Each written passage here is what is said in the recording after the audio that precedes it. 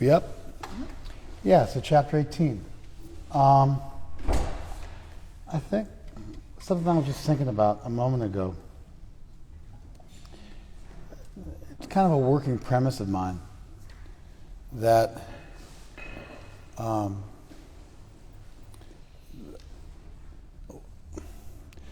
our tradition is addressing at all times practical, important, relevant concerns for human beings that are interested in spirituality.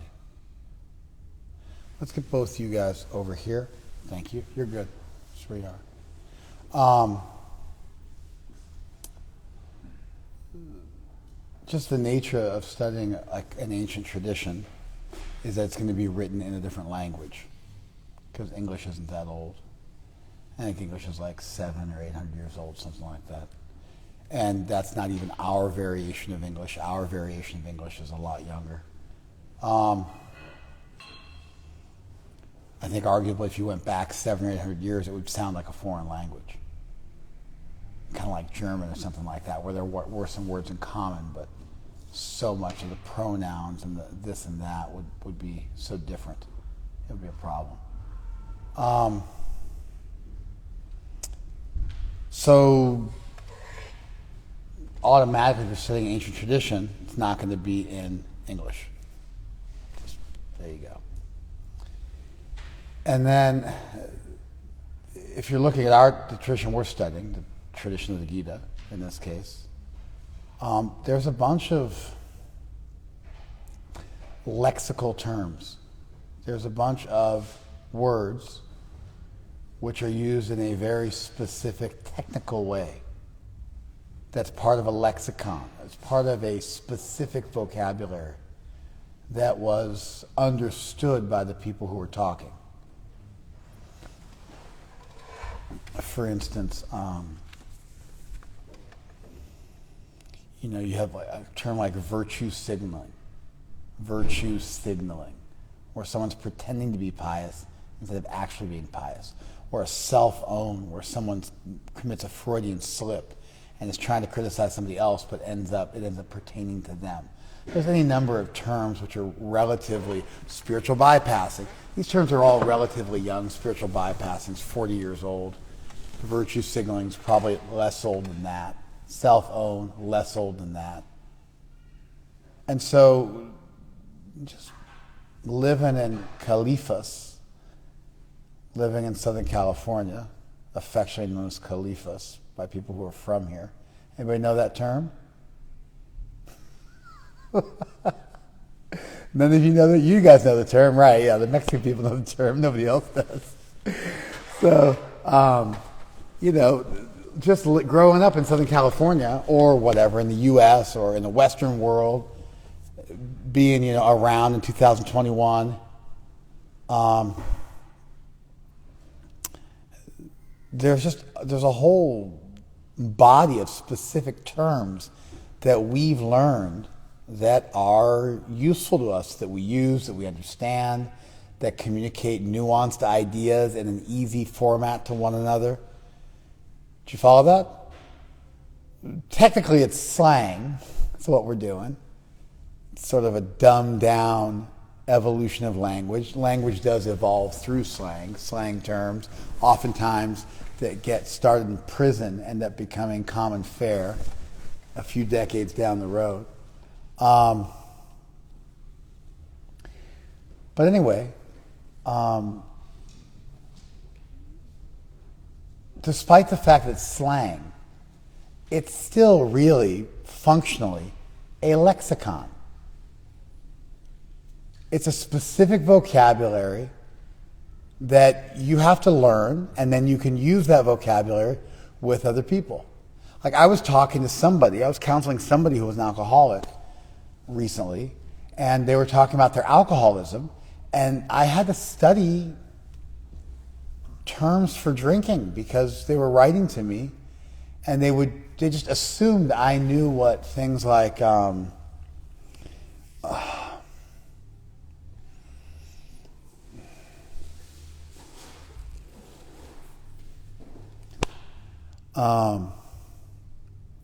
What's Fireball? Is that the term? They assumed I knew what Fireball was, which was a cheap whiskey out of Canada that was mixed with cinnamon that got bought out by Seagram's and branded. Then they assumed I knew that's because I had to wiki it. I didn't know what it was. I had to wiki it. And then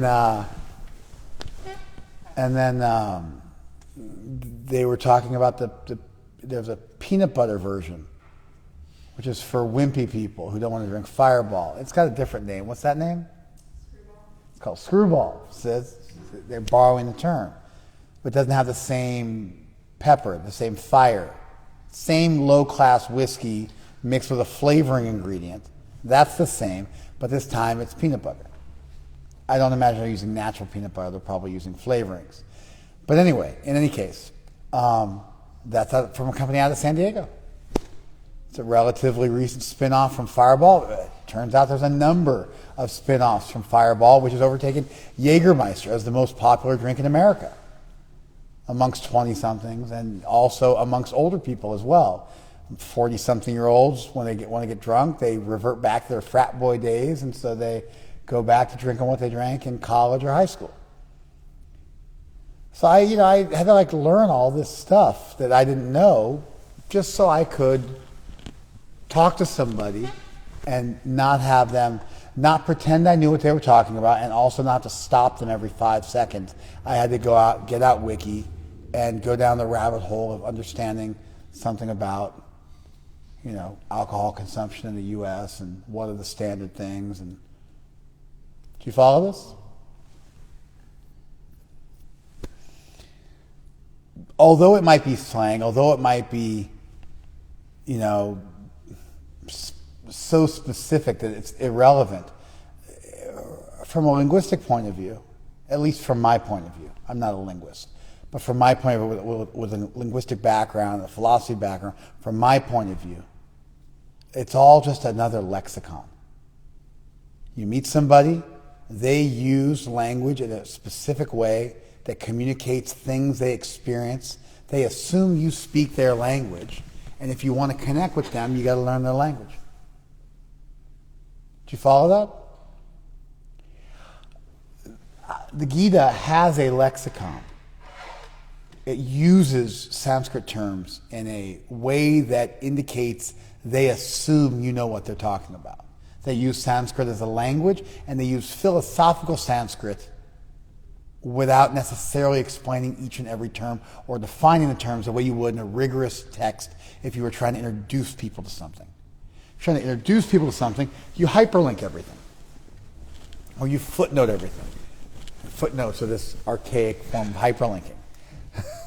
The way people used to do. So you have to, every time you use a term for the first time, like if you read Wiki, which is relatively well put together, every time they introduce a term for the first time, they'll have a hyperlink.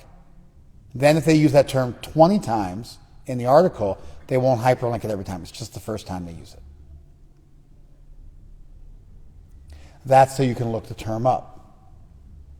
If you're being really serious, you start introducing terms and then you define those terms rigorously so that everybody knows how you're using what would otherwise be enigmatic or indefinite language. Now we're going to find out, you can look at the context surrounding the way words are used, and you can oftentimes work out what they mean. There was also old dictionaries in Sanskrit, and so you could also look up the etymologies of words and what words meant.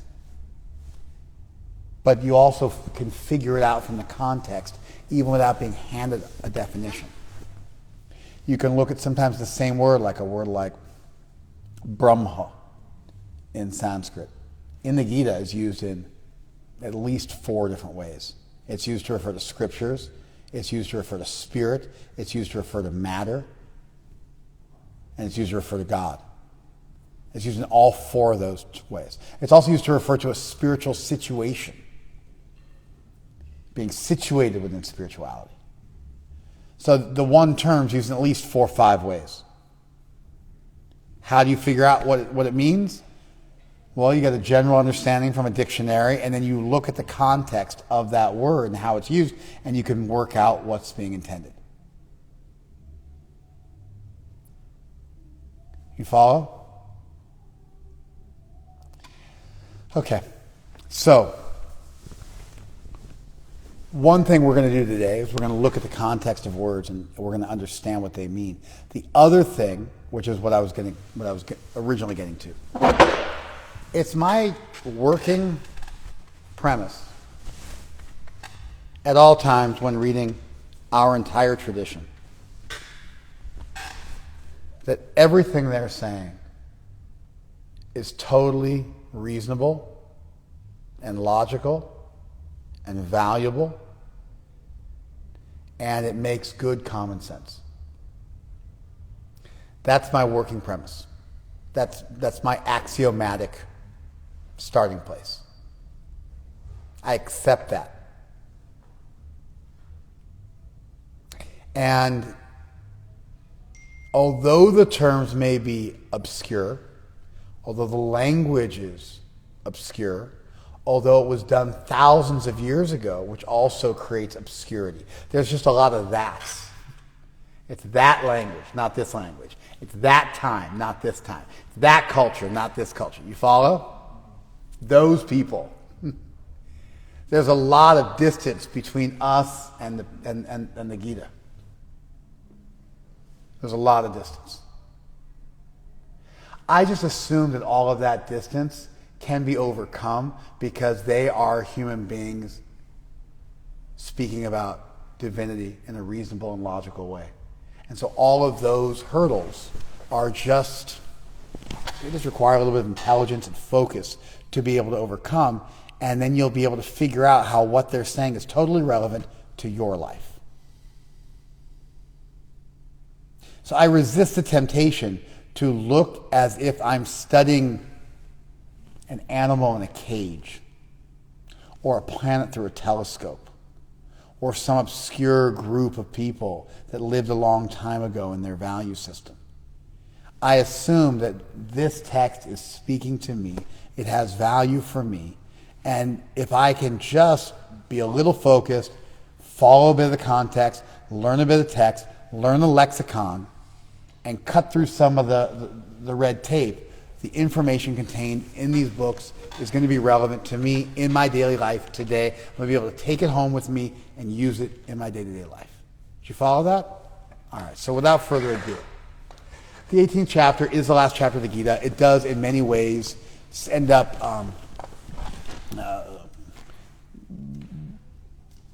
having all the features of a good conclusion. It goes over all the subjects which have been dealt with. You want to open that door for me real quick? Thanks. It goes through all the subjects which have already been covered, and it adds a little bit of panache and a little bit of finishing touches to it. Do you guys follow? So, in that sense, there's no great need. You can leave it cracked open, that's fine. In that sense, there's no great need for an introduction because it's going to summarize and conclude everything we've already covered. Thanks, guys. That make sense?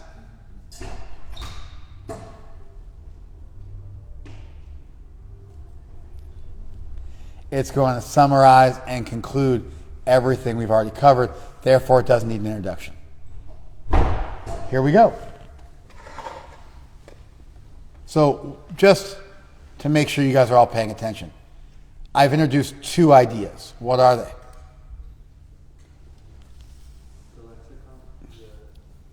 Don't give me one word answer, give me full sentences. Yes, sir. Words can be defined by the words around them. All right. That's part of one of my points, but that's good. You give me complete sentences. I'm appreciating that. Yes? We're very far from the information that's about to be presented. That's true also, but it's not one of my two major points. It makes sense and it's being directed to you to teach you something. There you go. Point number one. This information is reasonable, it's logical, it's commonsensical, it's relevant, it's practical, it's real, it has value for you today. That's premise number one. Premise number two. Do not get caught up by words that you might not be familiar with or cultural references. We are going to need to learn a lexicon. We're going to need to pierce through some coverings to get to the place I just talked about.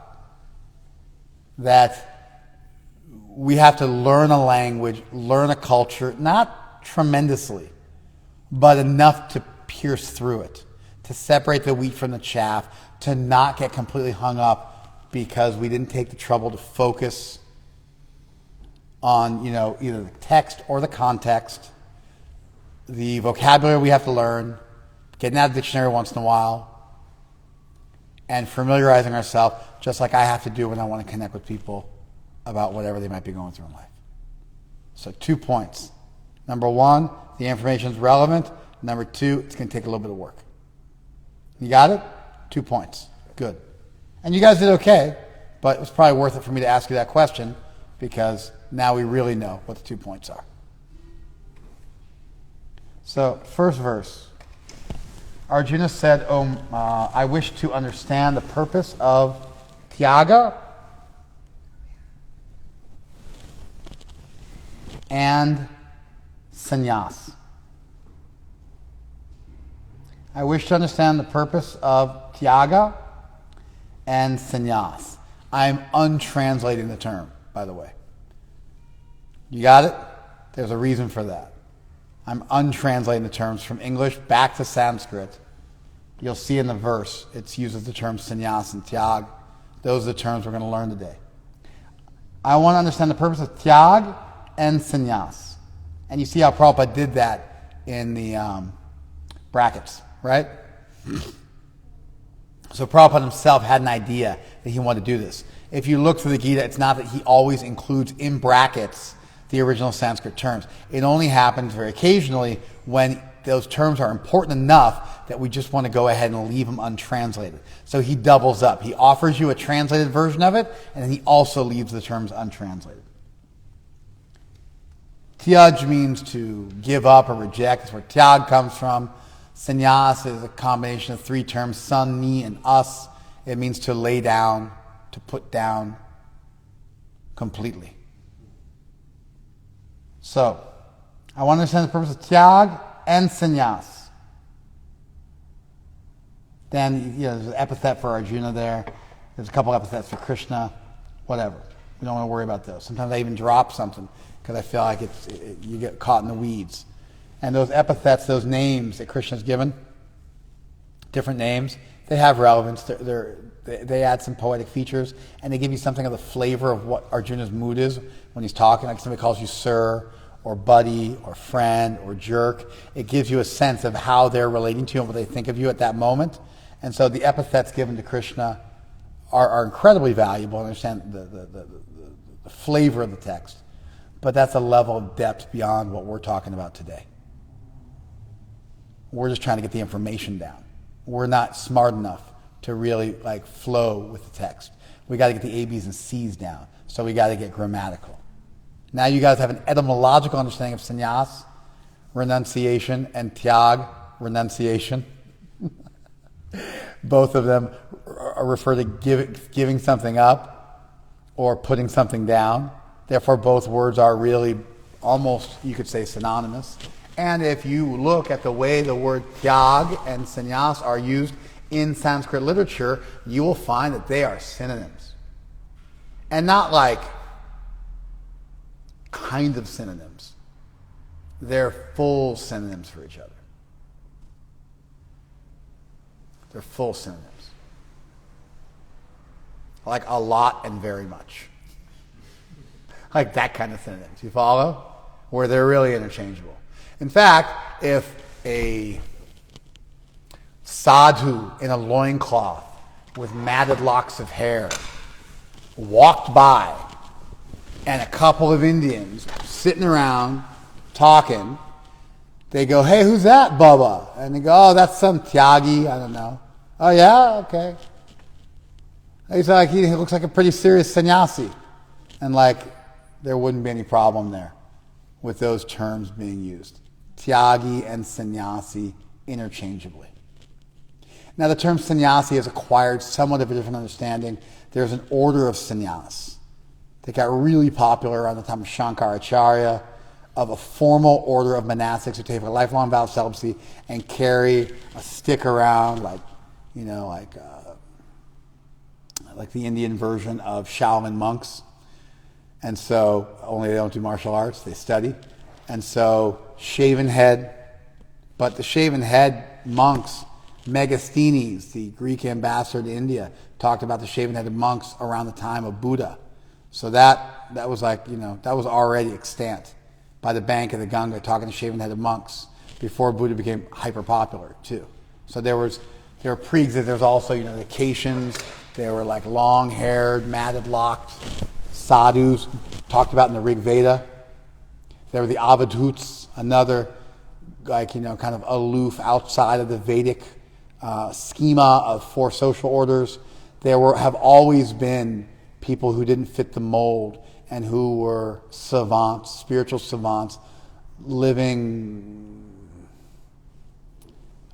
anachronistic lifestyles, kind of spiritual renunciates, rebels, revolutionary lifestyles. And so even today, you'll go around India and you see people walking around naked. Like some saintly guy just walking around naked, just doesn't wear clothes. And nobody bats an eye, they get it. And you see people begging bowls, it's like, okay, they're sadhus, they beg. They're not homeless people begging. They're spiritual people who've renounced doing anything for money, and so they sit and do their meditation with a begging bowl, and you put something in there.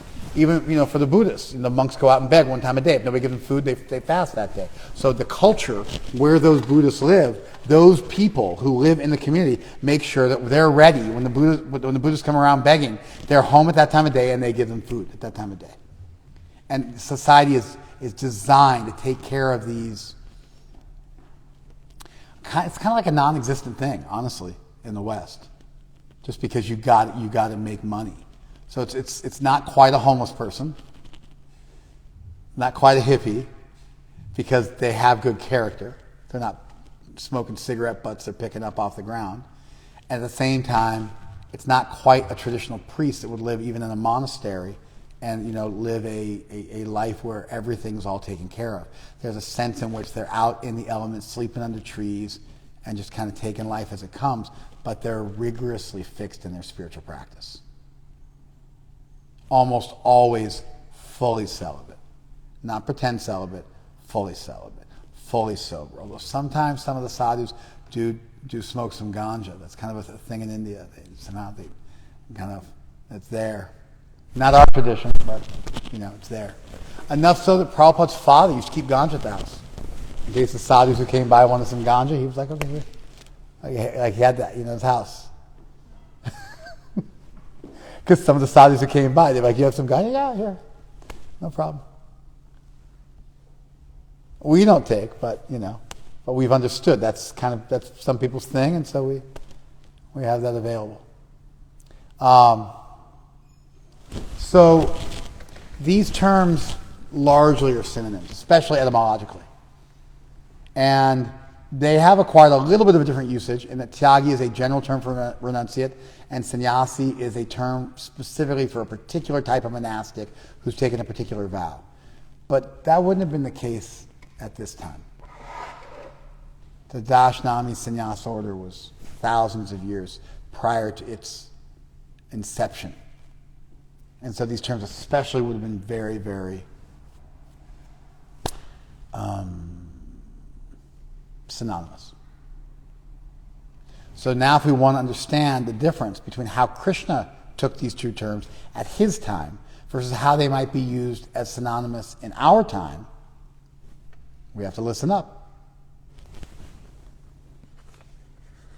You guys following this? All right.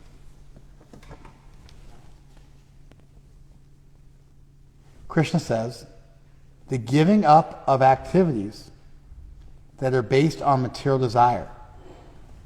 So the giving up of karma that's based on kama.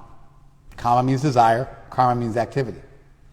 That's called sannyas. And interestingly enough, sannyas is when you nyas, when you give up. So the term nyas is used, it's comprised of two words, ni and us, and then the term sannyas is three terms, sun, ni, and us. And so but the term is used in the definition. And so when you give up, and then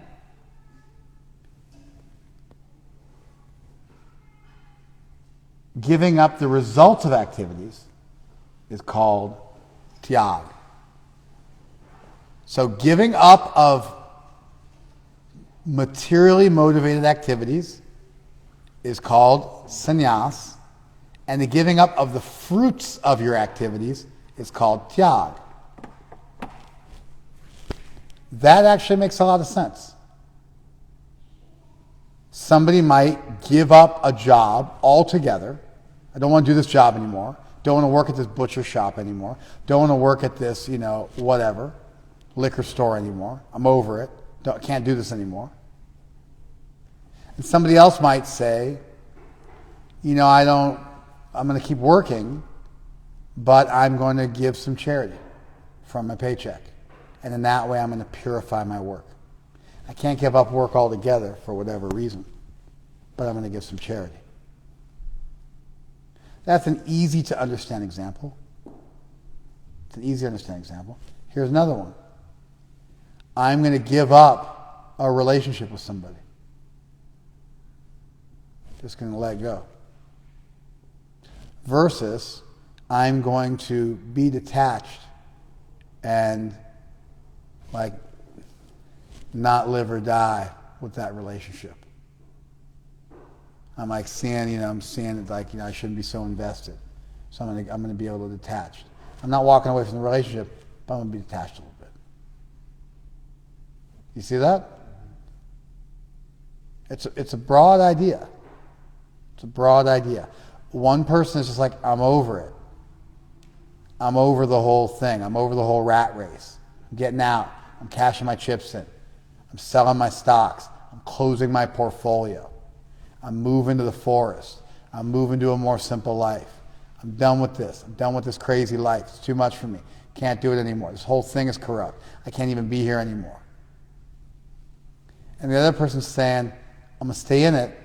I'm going to find a way to stay in it and purify it, to give up the fruits, to not be so attached to the result. And in that way, I'm going to not sink or swim with the changing tides.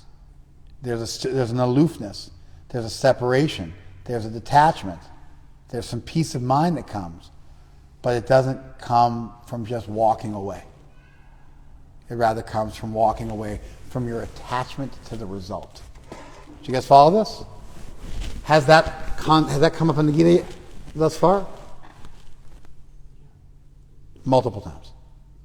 It went under the name Sankhya and Yoga, or Buddhi Yoga, in the second chapter. It went under the name Karma Yoga and Jnana Yoga in the third chapter.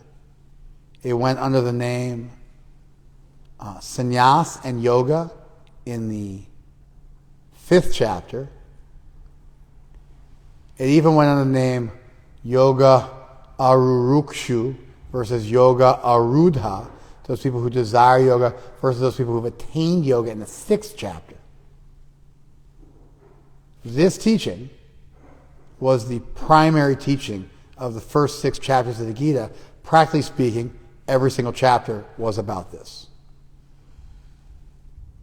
Krishna started speaking really in the second chapter. So, second, third, fifth, and sixth chapter. The only one that wasn't mentioned was fourth. And that's because the fourth chapter, in many ways, was a commentary on the third chapter and a lead up to the fifth chapter. So, although the exact terms, there's a term called Dravyamaya Yagya and Jnanamaya Yagya. And so that's the same dichotomy there in the fourth chapter. The sacrifice of things versus the sacrifice within knowledge. And so you have this basic dichotomy between different degrees of renunciation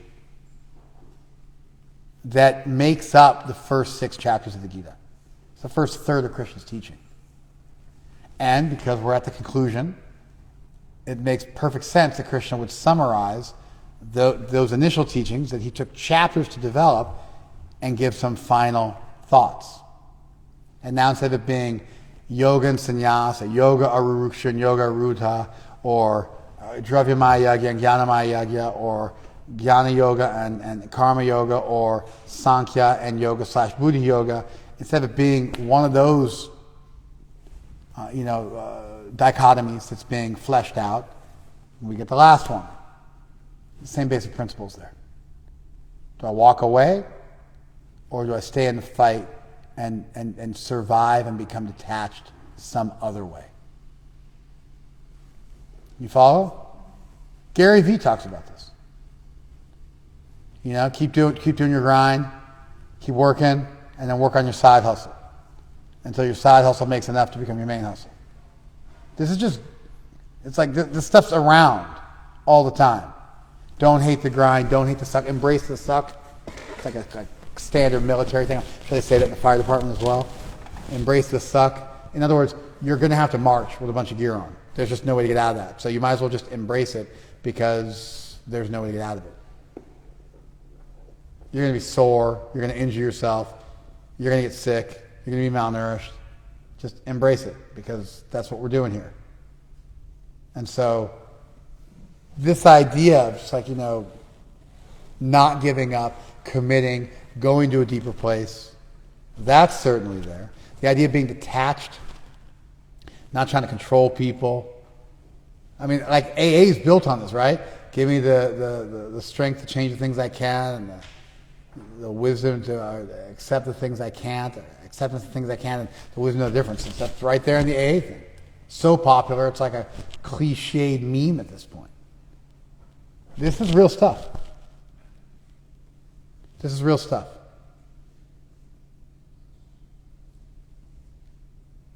You guys following this? It's relevant, it's real, it's pragmatic, it's common sense, it's important stuff to think about, and Krishna's got some opinions. Let's see what he has to say.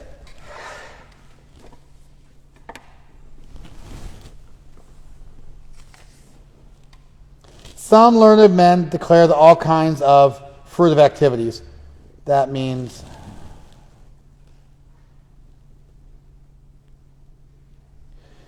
doshavat karma, all faulty work. All work should be given up as if it's faulty.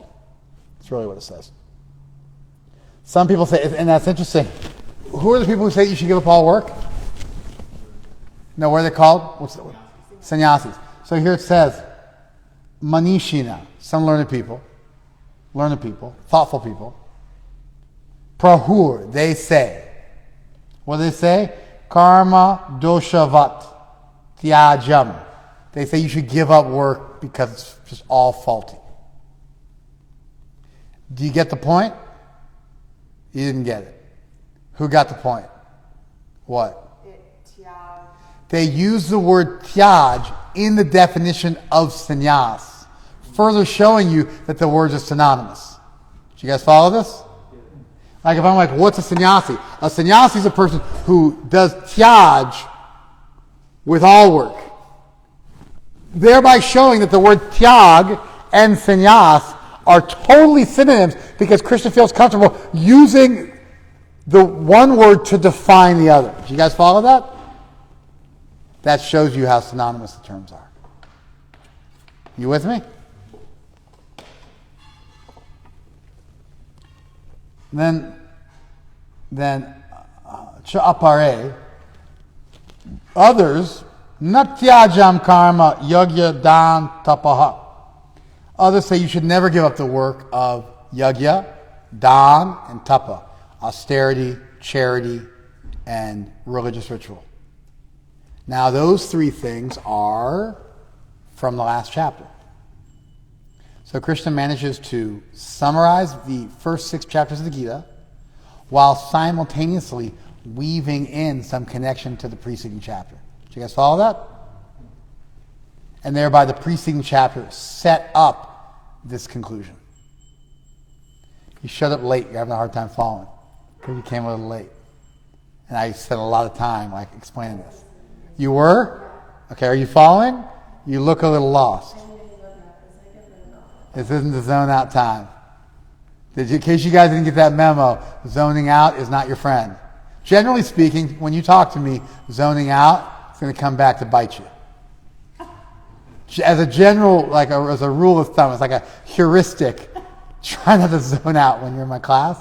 But specifically right now, because we're dealing with grammar and language and technical terms, and we're going through that mud, you got to pay attention. So some people say you should give up, tyaj, all work. Other people say there's certain types of work you should not tyaj, you should never give up. Further making it clear, and there's different opinions. How classic is that, right? That people have different opinions. Somebody called me today and they said to me, hey, should I let this person live in my house for free or not? And I said, don't. And then they said, well, I really want to. And I said, okay, then do it.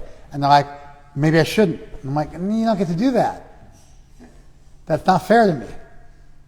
Like, you call me up and you go A or B, and I go A, and you go, well, I want to do B. And I go, okay, we can do B. And you go, well, I think I should do A. Like, what are we doing? And then she's like, well, I want to discuss it. I'm like, we did discuss it. I told you my reasons for A, and then after I was done telling you my reasons for A, you said B, and I went along with you. You don't get to now jump back to A. That's not fair. She's like, well, I think there's reasons for both. I'm like, yes, there are reasons for both, and that's why you have to make up your mind. Even Krishna's point here, that within learned circles, within spiritual circles, there's different thoughts on the subject. There's different arguments. It's really far out, isn't it? I mean, this is not the way most religious texts are put together. Usually God just decrees stuff from on high, and that dictum becomes law for the chosen people. Here we have Krishna saying, yeah, there's different opinions on this one. Amongst learned and thoughtful people, there's different opinions on this one. He's going to add his 2 cents to the discussion, but it's quite a humble position for God to take, to acknowledge varying points of view and the validity of different points of view on this subject. Do you guys follow that?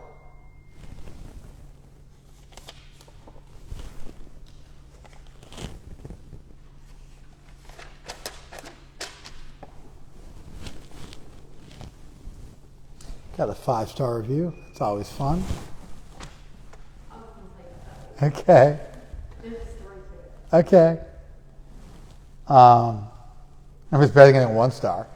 Then I get all zen. I'm just like, ah. Oh, you watched the video and applied it. That's fantastic. I do want to hear about that. That's great.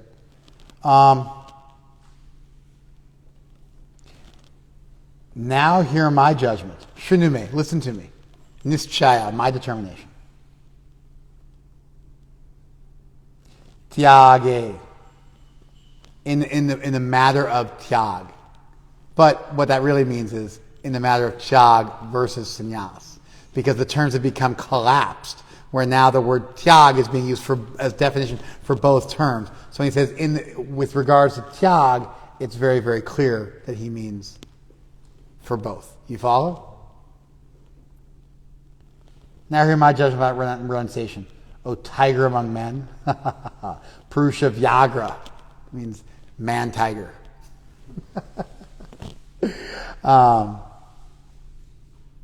And to give you a sense, it's like by calling Arjuna tiger among men, he's saying like you're fierce, you're powerful, therefore you should be able to accept and apply the teaching I'm giving you.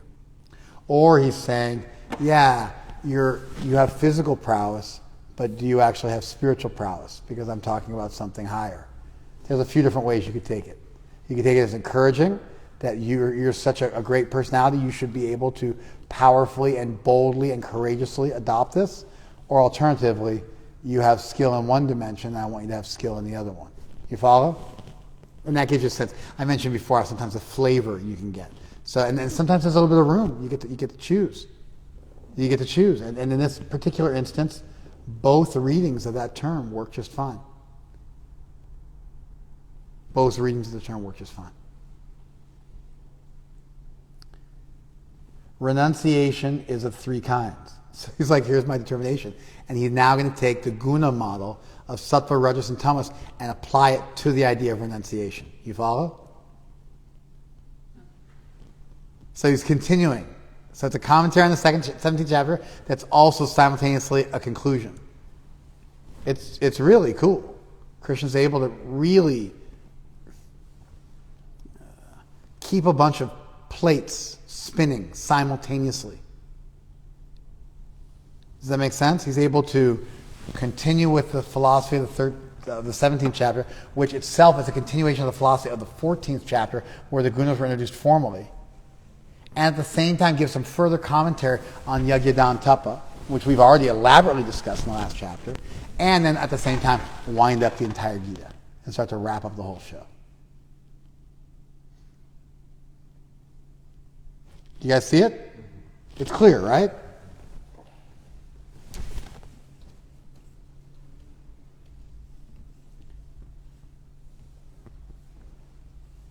Hey, why am I looking at Kim?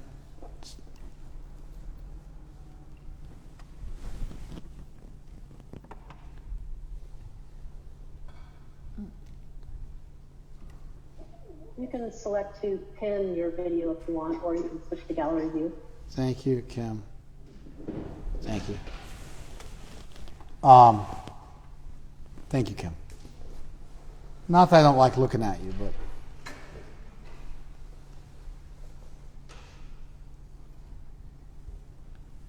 acts of sacrifice, charity, and penance are not to be given up. They must be performed. Indeed, sacrifice, charity, and penance purify even the great souls. The manishinam that he talked about before, the thoughtful ones, now he's saying it even purifies them. Bhavanani, it even purifies them. So, there you go. Did you follow that? Now we still got to answer this question about the three kinds thing, right? So we got to deal with that, right? So just hold your horses. Krishna's, he's able to do a few things at once. So let's just keep reading, okay? So he says, I'm going to tell you about the gunas and these qualities, but then he goes on to just hit you with the whammy. What's the whammy? Final conclusion. Tyag is superior to sannyas. Renunciation of the fruits, but still performing at least these spiritually uplifting actions should be done. And he's got a logic, because they purify even super learned, super advanced people. Therefore, they should never be given up. And, when do we stop chanting Hare Krishna? When we die. Hopefully we chant until our last breath. Then our plan is to wake up in heaven and keep chanting. But the point is that, if you look practically speaking at a devotee's lifestyle, we take a bunch of vows. How long do you follow the four regs for? For your whole life. How long do you chant japa for? For your whole life. How long do you worship deity for? For your whole life. How long do you study for? For your whole life. How long do you take prasad for? For your whole life. You see this idea reflected in our tradition and the way we promote a certain lifestyle that's not graduated from or given up at a certain point. Most things in life aren't like that. Most things in life have like your education. It has an end date. You get a degree, move on. Your job has an end date. Most things, even raising of your children, has an end date because they move out of the house.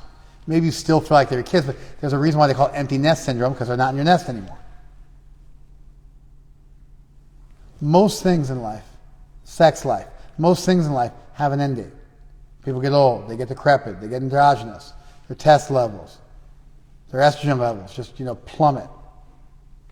Most things in life have an end date. Our core spiritual program has no end date.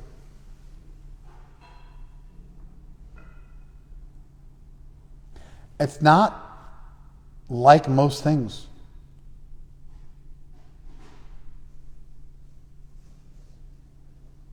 I mean, maybe you stop lifting weights, you start taking walks or something like that when you get old. But there's no change. We just do more, actually. You follow more strictly. You chant more japa as you get older. If anything, you intensify your spiritual activities towards the end of your life instead of reducing them. That's a practical application of this idea.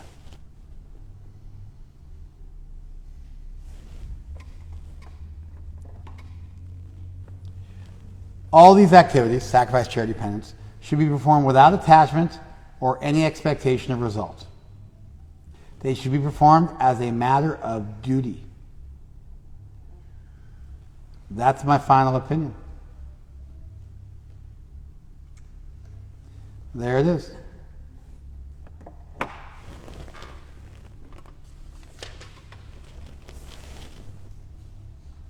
So,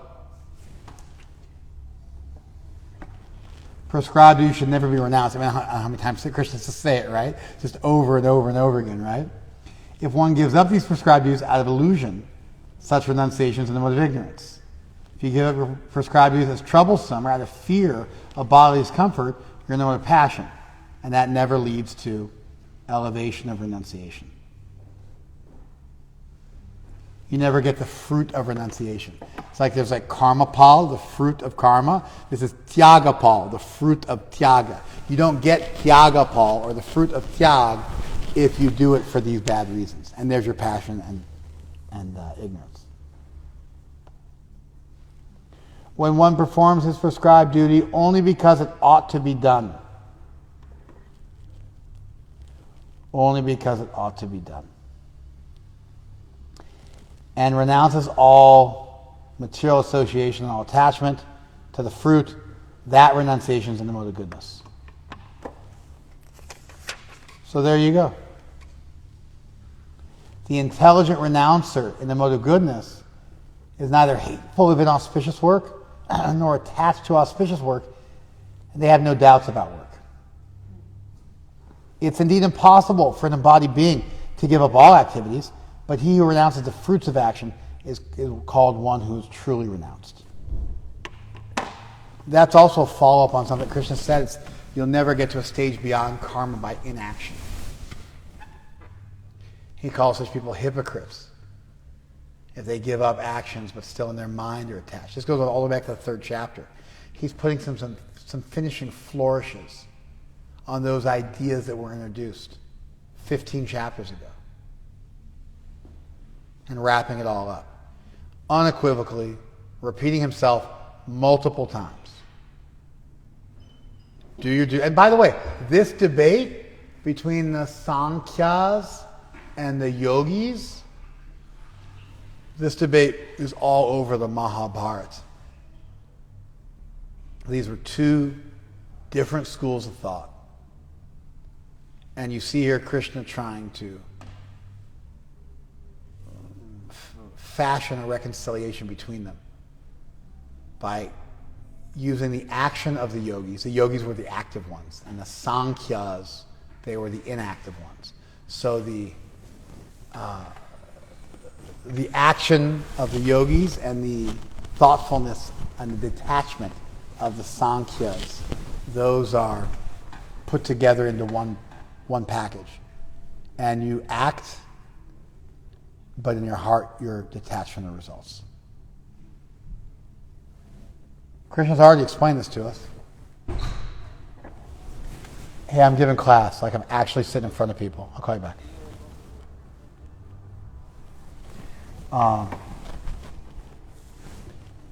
My son got in his first car accident today. Totally no problem. He's fine. But it was like the cops showed up and he had to give a statement and they didn't give him a ticket, and they had to call AAA and get the car towed. And he was in Florida when it happened. And so it was like a new experience for him. I was sitting with a bunch of other men, and three, they're all my seniors. And so I jumped up, we were in a meeting, and I jumped up, took the call, and I came back, and one of them said, we were just talking about how we've all been through this with our children. Is this your first time? And I was like, yeah, it's my first time. And they're like, yeah, we've all been through this. You get the call. I've been in an accident. You're like, okay, breathe. It's going to be okay. Let's figure it out. We can figure this out. It's no problem. Got you covered. So it wasn't quite a fender bender, because obviously they had to get the car towed. So it wasn't quite a fender bender. It was a little more. It was like the next step up from a fender bender. But it wasn't anything too bad. And then, my son was like, he actually gave false testimony that made himself look worse, because he didn't want to get the other person in trouble. But then the other person lied and blamed him. So I had him go and amend his statement to the police and explain what had actually happened. And he had a big realization that, the person he got in an accident with on the road didn't have his best interest at heart. And so he shouldn't be bending over backwards to make up a story to protect them, because they were trying to, cover their tracks and throw him under the bus. So anyway, that's why I took the call. Just make sure it wasn't some total disaster, accident number 2 or something crazy like that. It's funny. It's like I remember my first accident. I've been in many, many accidents in my life. And I remember, there's so much anxiety, and it's like a panic attack, and it's like your heart's pumping out your chest, and dealing with the man, and all sorts of stuff. He's looking around for his insurance, freaked out, and looking around for his license. It was a whole, a panic attacky moment for him.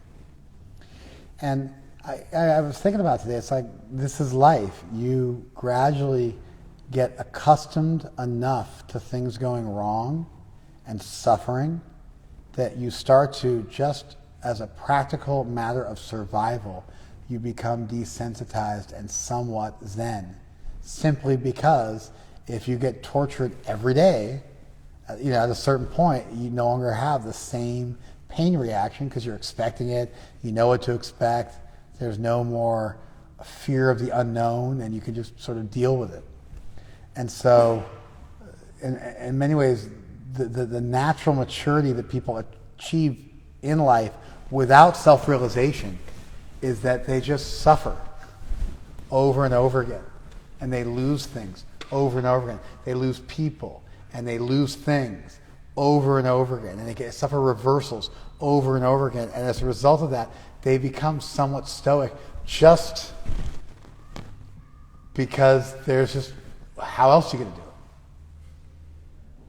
If you add to that a good spiritual practice, then now you have all the benefit of just growing up and growing old, suffering, and get in the school of hard knocks, and you also have some training in how to be detached, and it's a good combination. And then you get more zen until eventually, life throws the ultimate curveball at you in the form of death, and you got to still manage to hit a home run off it, still manage to make it work.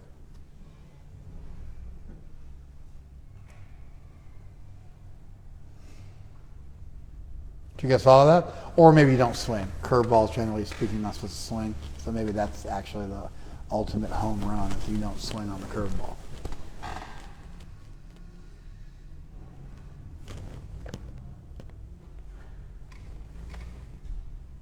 For one who's not renounced the threefold fruits of action, desirable, undesirable, and mixed, accrue after death, but those who are in the renounced order of life, sannyasis, they have no such result to suffer or enjoy. See what Krishna did there? He said it's for the tyagis, but then he used the word sannyasi to refer to the tyagi at the end, showing that the words are really synonymous. Did you follow that? Cool, right? He's playing with the language. The terms are close enough where they're easy to mistake for one another, so he doesn't bother just rigorously saying it's either this one or that one. He plays with it. So the real sannyasi is the one who is renounced in his heart. And then the good, the bad, the desirable, the undesirable, the mixed, half good, half bad, it doesn't spin you. You're a bit more zen. Everybody just has to learn to take a deep breath. That solves about half your problems. Think about doing something bad? Take a deep breath. Take a few. Maybe take a cold shower. Maybe do some push-ups. Take a few more deep breaths. Maybe journal about it for a few minutes. Generally speaking, if you are spun out, don't make any decisions.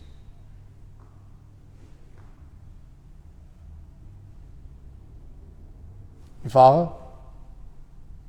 If you're spun, don't make any commitments, don't make any decisions. They're all going to be bad. Calm down, breathe, chill out, get back to center, and then tackle the issue. Sometimes in life, something comes up, and you got to act decisively because life or death hangs in balance, and you have to decide to jump or not. But 90% of the stuff you deal with in life is not that. You create that drama in your mind that you got to make a move, you got to do something, but you don't. You're just lusty and you don't want to wait. But if you just chill out, take a deep breath, and calm down, the impetus to act will pass. And you'll be able to make a much more surgical, much more likely to be successful decision. And you'll just be a lot, otherwise you end up playing cleanup. You make a bunch of mistakes when you're all hot, and you have to play cleanup afterwards. Better just chill. Don't make any moves, and there's no mess to clean up. Very rarely in life do people have to act in life or death situations where they have to make a decision right on the spot. It's most people, their life is not set up where that kind of thing happens.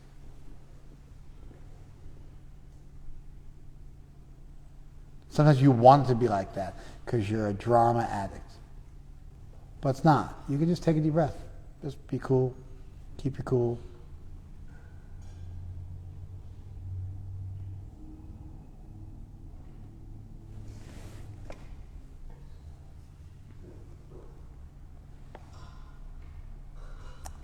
According to Vedanta, there are 5 causes for the accomplishment of all action.